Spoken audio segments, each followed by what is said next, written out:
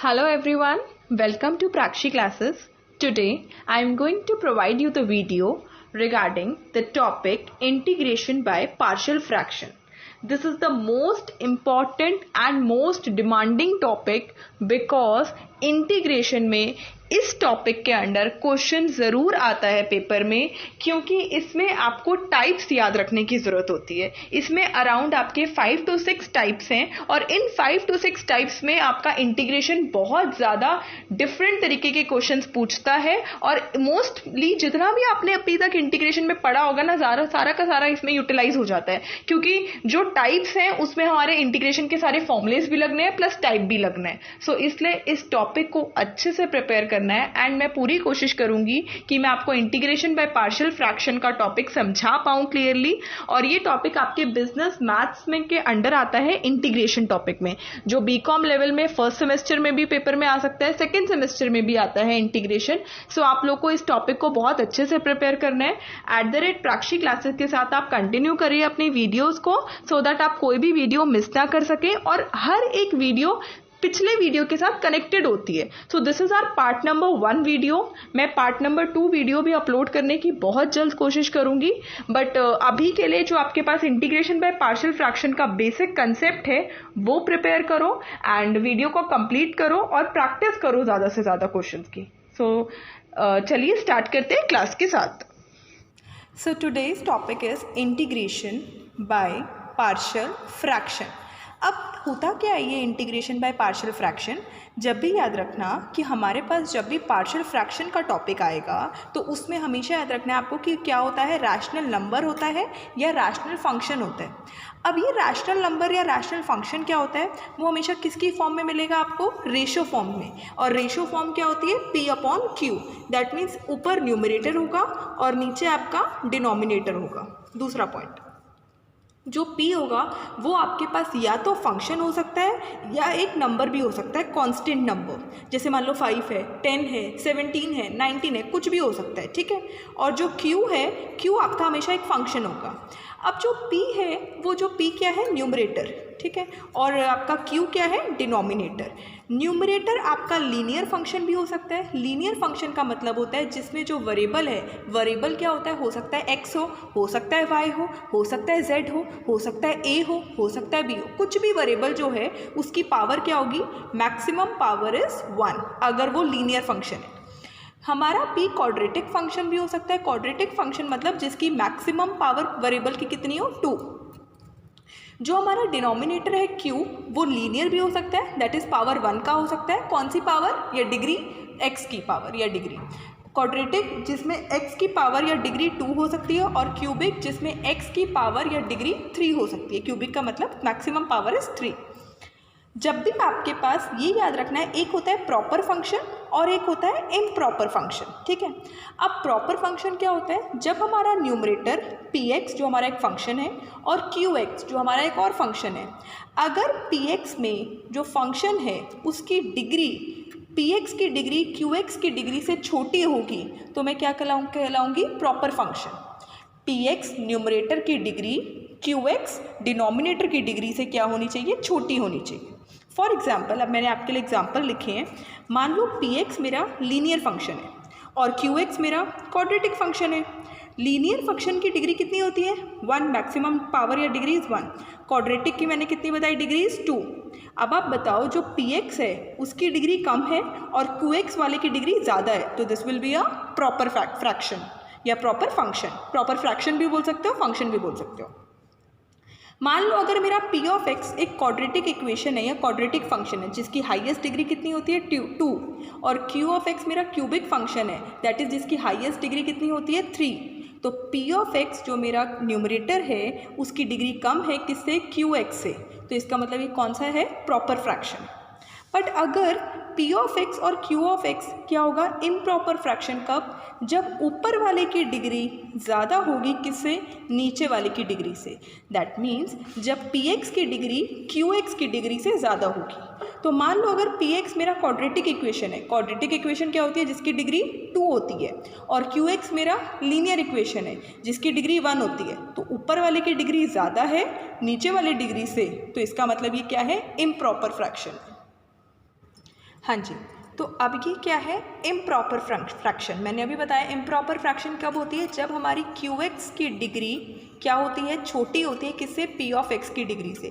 That is numerator यहाँ बड़ा होता है डिग्री और डिनोमिनेटर की डिग्री छोटी होती है, तो वो इम्प्रॉपर फ्रैक्शन है। और इम्प्रॉपर फ्रैक्शन को किस में बदलना होता है, प्रॉपर फ्रैक्शन में या फंक्शन में। इम्प्रॉपर को प्रॉपर में कैसे बदलोगे, जब आप लॉन्ग डिवीजन से उसको डिवाइड कर दोगे, लॉन्ग डिवीजन मेथड आप अप्लाई करते हो। ठीक है, ये टॉपिक्स था।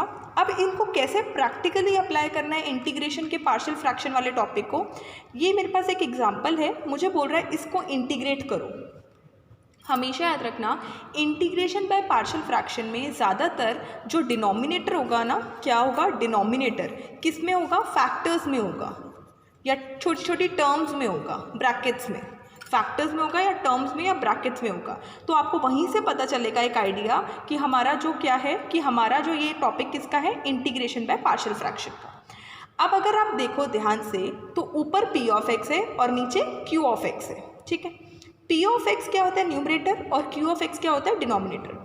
अगर आप ऊपर न्यूमरेटर देखो तो it is a constant term. क्या इसमें कोई वेरिएबल दिख रहा है आपको, X दिख रहा है, Y दिख रहा है, Z A B कुछ भी वेरिएबल दिख रहा है, नहीं। तो इसका मतलब यहाँ पर उसकी डिग्री क्या है, 0, क्योंकि वो वेरिएबल प्रेजेंट ही नहीं।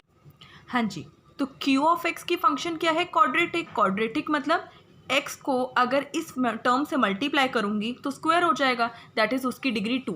अगर P ऑफ X की डिग्री Q ऑफ X की डिग्री से छोटी होती है तो वो क्या कहलाता है, प्रॉपर फ्रैक्शन।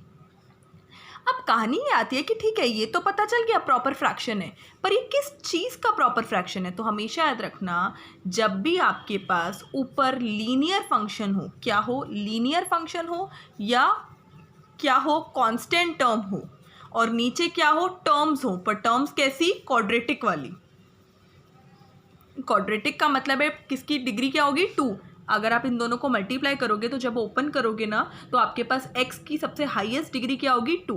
तो तब इस फंक्शन को आपको कैसे लिखना है, a के नीचे एक टर्म ये वाली, फिर प्लस b, और फिर उसके नीचे ये वाली टर्म। अब इसमें ये भी हो सकता है कि x प्लस a हो सकता है, और it can be x minus a also. इसमें x प्लस b भी हो सकता है, और it can be x minus b। तो मैंने इसलिए प्लस माइनस दोनों लगा दिए। इसका मतलब है जो मेरा क्वेश्चन है, उस क्वेश्चन को पहले मैंने यहाँ उतारा, मैंने देखा कि ऊपर कांस्टेंट टर्म है, तो ठीक है कांस्टेंट, और नीचे छोटे छोटे दो फैक्टर्स हैं, तो ये कौन सा टाइप हो गया ये। तो मैंने लिखा a के नीचे लिखा एक टर्म x प्लस 1, फिर लिखा प्लस b, और b के नीचे लिखी दूसरी टर्म x प्लस 2। अब क्या करना है, अब मुझे इन दोनों को क्रॉस मल्टीप्लाई करना है। a को क्रॉस में कौन मिल जाएगा, x प्लस 2, तो a को मल्टीप्लाई करा x प्लस 2 से, फिर प्लस का प्लस, b का b, और b को कौन मिल जाएगा मल्टीप्लाई में, क्रॉस मल्टीप्लाई में, x प्लस 1, तो x प्लस 1। और ये किसके, इस इक्वेशन को किसके इक्वल पुट करना है, जो आपका क्वेश्चन है उस क्वेश्चन में आपका जो न्यूमरेटर है उसके इक्वल पुट करना है, तो 1 के इक्वल पुट करा। अब आगे, अब इस इक्वेशन को सॉल्व कैसे करना है, इस इक्वेशन को सॉल्व ऐसे करना है कि आपको ना इस इक्वेशन में x की वैल्यू पुट करनी है, और ऐसे x की वैल्यू पुट करनी है कि एक या तो a 0 हो जाए या b 0 हो जाए। अगर मैं x की जगह -2 पुट करूं तो माइनस का 2 प्लस का 2 मुझे क्या देता है, 0। 0 को a से मल्टीप्लाई करूंगी, हो गया ना 0, बच गया b। तो मेरा कहने का मतलब ये है कि या तो a को 0 बना लो, या यहाँ x को -1 पुट करूंगी तो -1 प्लस 1 कितना, 0। 0 को b से मल्टीप्लाई किया, हो गया ना b 0, या तो b को 0 बना लो। तो मैंने x को क्या पुट किया, -1। जब मैंने x को -1 पुट किया तो a ऐसे का ऐसे, x की जगह -1, +2 ऐसे का ऐसे, प्लस का ऐसे कैसे, b ऐसे का ऐसे, x की जगह -1 + 1 इज इक्वल टू 1। माइनस का 1 और प्लस का 2 कितना देता है, प्लस का 1। 1 into A is 1a, minus का 1 प्लस का 1 देता है 0। 0 को b से मल्टीप्लाई किया, 0b is equal to 1। 0b मतलब 0, तो 1a is equal to 1, that is a की वैल्यू कितनी आ गई, 1। अब a की वैल्यू आ गई तो b की कैसे वैल्यू निकाले। अब a को 0 बनाना है जिससे मेरे को b मिल जाए। a को 0 बनाने के लिए x को क्या पुट करूँ, -2। तो इसका मतलब मैं x को क्या पुट कर रही हूँ, -2। तो a ऐसे का ऐसे, x की जगह -2 +2 +2, प्लस का b, x की जगह -2 plus one is equal to 1, minus का 2 प्लस का 2 कितना देगा 0, 0 को ए से मल्टीप्लाई किया 0a, माइनस का 2 प्लस का 1 देता है माइनस का 1, माइनस के 1 को b से मल्टीप्लाई किया माइनस का 1b is equal to 1, minus का 1b is equal to 1, that gives you कि b की वैल्यू आ गई -1। इसका मतलब है मेरे पास a की वैल्यू भी आ गई और b की वैल्यू भी आ गई। मेरा क्वेश्चन क्या था, मेरा क्वेश्चन ये था कि इसको मुझे सॉल्व करना है और मैंने इसको लिखा किस तरीके था, ऐसे। तो a की जगह जो मेरे पास वैल्यू आई है 1, वो यहाँ a को रब करके मैं 1 पुट करूँगी, और b की जगह जो मेरे पास वैल्यू आई है -1, तो b को रब करके मैं -1 पुट करूँगी। हाँ जी, तो मैंने इसको अब ऐसे लिखा, ठीक है। तो a की जगह मैं क्या पुट करूँगी 1 और b की जगह मैं क्या पुट करूँगी -1।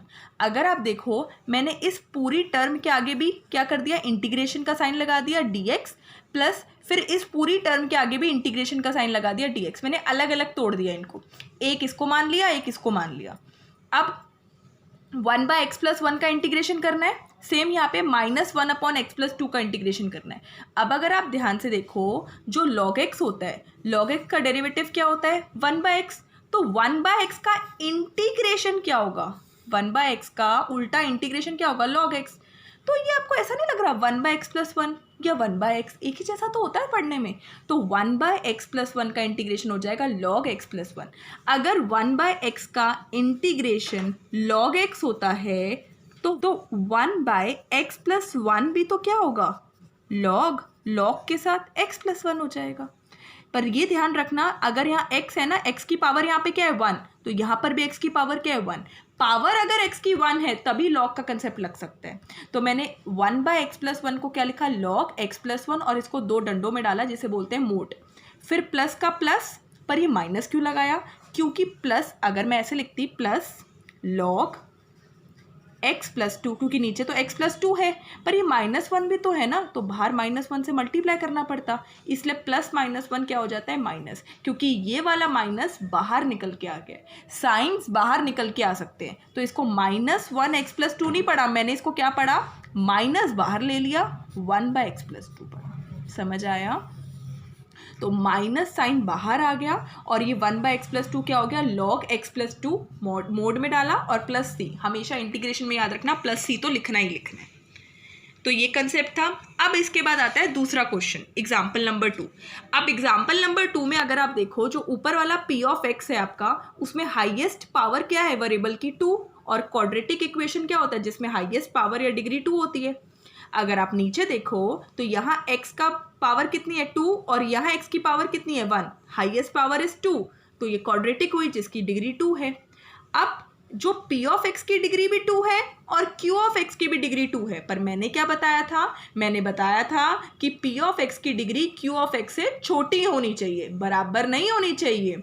तो अब देखो, अगर p ऑफ x की डिग्री q ऑफ x की डिग्री से बराबर हुई तो वो क्या कहलाएगा, इम्प्रॉपर फंक्शन या इम्प्रॉपर फ्रैक्शन। और इम्प्रॉपर फ्रैक्शन या फंक्शन को किस में बदलना पड़ेगा, प्रॉपर फ्रैक्शन में। कैसे, लॉन्ग डिवीजन से। लॉन्ग डिवीजन कैसे, आप एक बात बताओ, अगर लिखा है 5/2 तो 5 को डिवाइड करते हो 2 से, या अगर लिखा है 2/5 तो भी 2 को डिवाइड करते हो 5 से। इसका मतलब जो ऊपर होता है न्यूमरेटर उसी को अंदर लिखते हो, और जो नीचे डिनोमिनेटर होता है उसको बाहर लिखते हो। इसका मतलब ऊपर न्यूमरेटर कौन है, x²+1, उसको अंदर लिखोगे डिवाइड के अंदर, और जो नीचे डिनोमिनेटर है वो कहाँ आएगा, बाहर। अब इसको इससे डिवाइड करना है, तो यहाँ पर भी x² और यहाँ पर भी x² है, मुझे x² से x² डिवाइड करना है, तो x² को मैं किससे मल्टीप्लाई करूँगी, 1 से। 1 को x² से मल्टीप्लाई किया x², 1 को -5x से मल्टीप्लाई किया माइनस का 5x, 1 को +6 से मल्टीप्लाई किया तो प्लस का 6। यहाँ ऑलरेडी प्लस का साइन है, साइन चेंजेस टू माइनस, यहाँ ऑलरेडी प्लस का साइन है, साइन चेंजेस टू माइनस, यहाँ ऑलरेडी माइनस का साइन है, sign changes to plus. x² में से x² कट गया, 1 माइनस का 6 कितना देगा, माइनस का 5, और प्लस का 5x क्या देगा, प्लस का 5x। अब क्या ये डिवाइड हो सकता है, नहीं, क्योंकि यहाँ x² है और यहाँ x है, तो डिवाइड हो ही नहीं सकता, पॉसिबल ही नहीं है। तो this is called remainder, this is called quotient, this is called divisor, and this is called dividend. ठीक है, तो हमने क्या किया, p ऑफ x को q ऑफ x से डिवाइड कर दिया। अब जिसको मुझे इंटीग्रेट करना है ना, मैंने इसको इससे डिवाइड किया था। अब आंसर किस रूप में लिखना है ये ध्यान रखना। क्वोशिएंट अलग लिखना है, प्लस करना है रिमाइंडर, और रिमाइंडर को नीचे किससे डिवाइड करना है, डिवाइजर से। रिमाइंडर क्या आया था हमारे को अभी सॉल्व करते हुए, 5x - 5। क्वोशिएंट क्या आया था, 1, और डिवाइजर कौन, जिससे डिवाइड किया था, x² - 5x। क्वोशिएंट अलग तो 1 अलग लिखा, प्लस का प्लस लगाया, पहले रिमाइंडर तो रिमाइंडर कॉपी किया और नीचे डिवाइजर। अब इसका मतलब है पूरे क्वेश्चन को सॉल्व करने के लिए मेरे पास दो पार्ट्स आ गए। पहला पार्ट ये रहा और दूसरा पार्ट ये रहा। पहले पार्ट में इट कंसिस्ट 1 और दूसरे पार्ट में इट कंसिस्ट दिस पार्ट। इसका मतलब 1 का इंटीग्रेशन अलग होगा और इस पार्ट का इंटीग्रेशन अलग होगा। तो 1 का इंटीग्रेशन करना है मुझे, तो 1 dx, और कांस्टेंट नंबर का इंटीग्रेशन क्या होता है हमेशा, वेरिएबल। तो 1 के साथ dx बैठा है तो कौन सा वेरिएबल है, x। तो 1 को x से मल्टीप्लाई करो तो आंसर इज 1x। इसकी इंटीग्रेशन डन। अब आप इस पे आ जाओ। अब अगर आप देखो फिर से ये न्यूमरेटर अपॉन डिनोमिनेटर है, फिर से ये पार्शियल फ्रैक्शन का क्वेश्चन आ गया। ये p ऑफ x है और ये q ऑफ x है। p ऑफ x में हाईएस्ट डिग्री कितनी है, x की 1, तो ये कौन सा है, लीनियर फंक्शन है। नीचे अगर आप डिनोमिनेटर को देखो, इसकी हाईएस्ट डिग्री क्या है, वेरिएबल की 2, तो ये क्वाड्रेटिक है। p ऑफ x जो डिग्री है वो छोटी है किससे, q ऑफ x की डिग्री से, तो ये क्या कहलाएगा, this is a proper fraction. अब अगर आप ध्यान से देखो तो मैंने आपको क्या बताया था, न्यूमरेटर में आपको कांस्टेंट मिल सकता है या लीनियर फंक्शन मिल सकता है, और डिनोमिनेटर में आपको क्या मिलेंगे, टर्म्स। पर ये तो टर्म्स नहीं है ना, ये तो क्वाड्रेटिक इक्वेशन है। तो इस क्वाड्रेटिक इक्वेशन को टर्म्स में बदलना पड़ेगा, छोटे छोटे फैक्टर्स में बदलना पड़ेगा। तो क्वाड्रेटिक इक्वेशन को किस में स्प्लिट करना पड़ेगा, मिडल टर्म्स में स्प्लिट करना पड़ेगा। क्यों, क्योंकि मुझे 2 टर्म्स चाहिए। और मिडल टर्म में कैसे स्प्लिट करते हैं क्वाड्रेटिक इक्वेशन को, आप पहले क्वाड्रेटिक इक्वेशन लिख लो। ये आपने क्वाड्रेटिक इक्वेशन लिख दी। इसकी फर्स्ट टर्म हमेशा याद रखना x² रहती है, सेकेंड टर्म x में रहती है और थर्ड टर्म कॉन्स्टेंट रहती है। इसको लिखने का हमेशा तरीका यही होता है। अगर ये आगे पीछे भी है ना तो भी आपको पहले ठीक करना पड़ेगा। पहले हमेशा x² आता है या y² या z², जो भी वेरिएबल है, उसके बाद आपका x में आते हैं वेरिएबल और उसके बाद कांस्टेंट टर्म आती है। इसमें पहली टर्म ये है, मिडिल टर्म ये है, और आपकी ये क्या है, लास्ट टर्म। तो मिडिल टर्म क्या है आपकी, माइनस का 5x, साइन के साथ उठाते हैं तो माइनस का 5x। इस माइनस के 5x को 2 टुकड़ों में बांट के लिखना है आपको। नेक्स्ट, जो आपकी पूरी पहली टर्म है वो क्या है, पहली टर्म क्या है पूरी, 1x², और लास्ट टर्म क्या है, प्लस का 6। तो 1x² को मल्टीप्लाई बाय प्लस का 6 से मल्टीप्लाई करोगे तो answer is equal to 6x²। हाँ, तो हमारी जो मिडल टर्म है वो क्या है, माइनस का 5x, और जो हमारी लास्ट टर्म और फर्स्ट टर्म को मल्टीप्लाई करके ये है। इन दोनों को मुझे ऐसे 2 टुकड़ों में बांटना है कि दोनों का मल्टीप्लाई करके ये आंसर आए और दोनों का प्लस माइनस करके ये आंसर आए। तो मैंने देखा 5 कैसे बनता है, 3 और 2 से, और 3 और 2 को मल्टीप्लाई करके 6 बनता है। तो माइनस के 3x को माइनस के 2x से मल्टीप्लाई करूंगी तो प्लस का 6x² देगा, और माइनस का 3x माइनस के 2x में लिखूंगी तो क्या देगा, माइनस का 5x।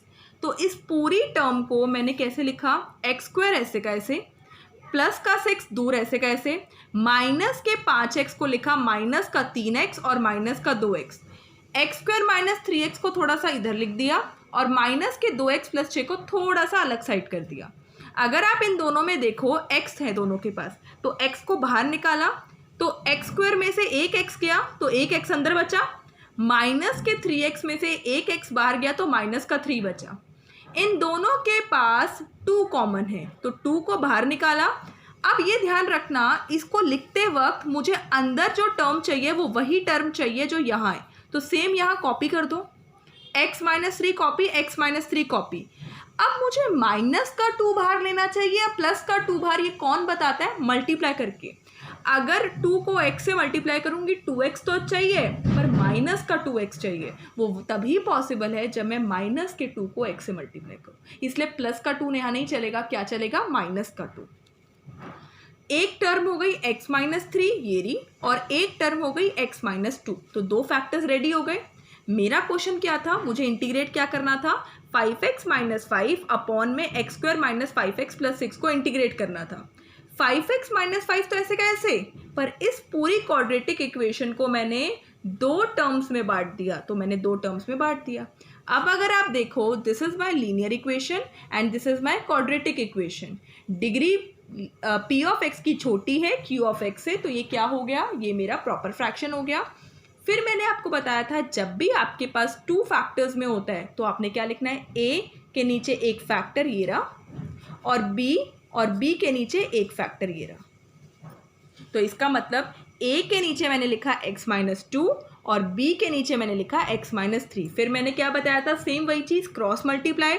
तो a को दे दिया x-3 और b को दे दिया x-2, सेम वैसे का वैसे। और इज इक्वल टू में क्या बताया था, जो आपका क्वेश्चन है उस क्वेश्चन का जो न्यूमरेटर है उसको उठा के यहाँ पुट कर देना। फिर क्या बताया था, या तो a को 0 बना लो या b को 0 बना लो। तो मैंने यहाँ पे अगर मैं x को जगह 3 पुट कर दूँ, तो x की जगह अगर मैं 3 पुट करूँगी तो 3 में से 3 चला जाएगा, तो a क्या बन जाएगा, 0। तो इससे b की वैल्यू आ जाएगी।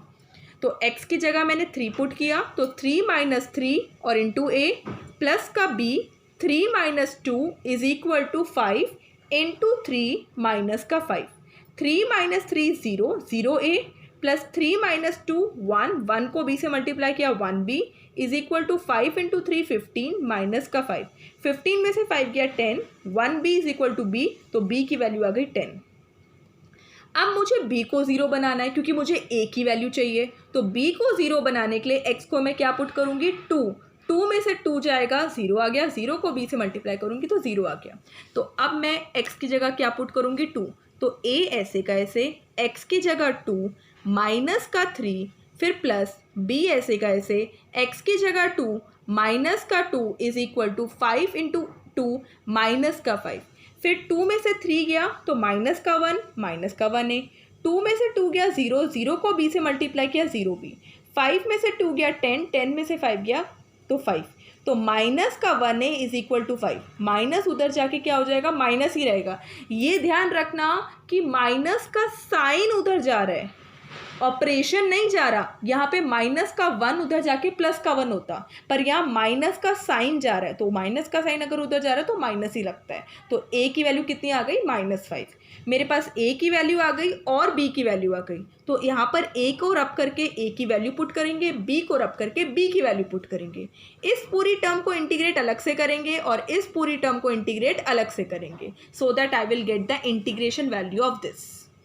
मुझे करना है इंटीग्रेशन इसका, पर इसको लिखा कैसे था, ऐसे। तो a क्या आया था 10, तो a 10 और नीचे x-2, इसका इंटीग्रेशन एक पार्ट। फिर प्लस b क्या आया था माइनस का 5 और नीचे x-3, इसका इंटीग्रेशन एक पार्ट। जब भी याद रखना ऊपर क्या होता है, कांस्टेंट नंबर, तो कांस्टेंट नंबर इंटीग्रेशन से ऐसे का ऐसे बाहर निकल जाता है। तो 10 बाहर निकल गया और बचा क्या, इंटीग्रेशन। 10 की जगह क्या बचा, ऊपर 1 अपॉन x-2। अभी बताया जब भी नीचे x होता है और x की पावर 1 होती है तो उसकी तरफ उसको क्या यूज़ करेंगे, लॉग। तो लॉग 10 पहले बाहर, लॉग किसका, लॉग x-2 का। सेम माइनस का 5 पहले बाहर निकल जाएगा, तो बचा क्या, 1 x-3। और ये कैसे पढ़ोगे इसे, माइनस का 5 इंटीग्रेशन किसका क्या हो जाएगा, लॉग x-3। बस अब आपने क्या करना है, दोनों आंसर को फाइनल कर देना है। पहले वाले का आंसर क्या आ रहा था, 1, तो 1 का इंटीग्रेशन क्या था, x। एक पार्ट ये था, दूसरा पार्ट ये था ना। दूसरे पार्ट को सॉल्व करके ये दोनों आंसर्स आए। तो प्लस का 10 लॉग x-2 माइनस का 5 लॉग x-3 प्लस का c। प्लस c हमेशा लास्ट में ज़रूर लगाना। तो आपने अभी तक मेरे साथ 2 क्वेश्चन सॉल्व करने सीखे, जहां पर आपने ये सीखा कि एक क्वेश्चन में प्रॉपर फ्रैक्शन थी और एक में इम्प्रॉपर थी। इम्प्रॉपर को आपने प्रॉपर में बदला, फिर जाके आपके पास टाइप नज़र में आए। टाइप में हमेशा याद रखना, नीचे आपको फैक्टर्स मिलेंगे, 2 टर्म्स मिलेंगी या 3 टर्म्स मिलेंगी, या क्वाड्रेटिक इक्वेशन मिलेगी, तो उसको आपको टर्म में बदलना पड़ेगा खुद। तो आपने अभी एग्जाम्पल नंबर 2 में यही सीखा। So thank you everyone for watching this video. I hope इस वीडियो के अंदर जो मैंने टॉपिक आपको समझाए हैं एग्जाम्पल 1 और 2 लेके आपको क्लियरली समझ आए हो। आपको कोई भी डाउट अगर एग्जिस्ट करता है आपके माइंड में, आप मुझे कमेंट सेक्शन में लिख देना, मैं आपके डाउट को क्लियर करने की पूरी कोशिश करूंगी। एंड फ्रॉम माय साइड मैंने पूरी कोशिश की है आपको समझाने की, बट स्टिल चीज़ों को समझने में टाइम लगता है, क्योंकि इंटीग्रेशन एक ऐसा टॉपिक है जिसमें आप जितना भी समझ लो कहीं ना कहीं आपके डाउट्स प्रिवेल करते ही करते हैं। सो इसलिए प्रैक्टिस मांगता है इंटीग्रेशन चैप्टर, क्योंकि इसमें बहुत सारे फॉर्मूलेज हैं, बहुत सारे टॉपिक्स हैं जिन पे आपको फोकस करना होता है. So do well for your exam and अपने अच्छे से प्रिपरेशन करो and do like the video and don't forget to subscribe the channel जितने भी लोग नए हैं. So thank you so much once again.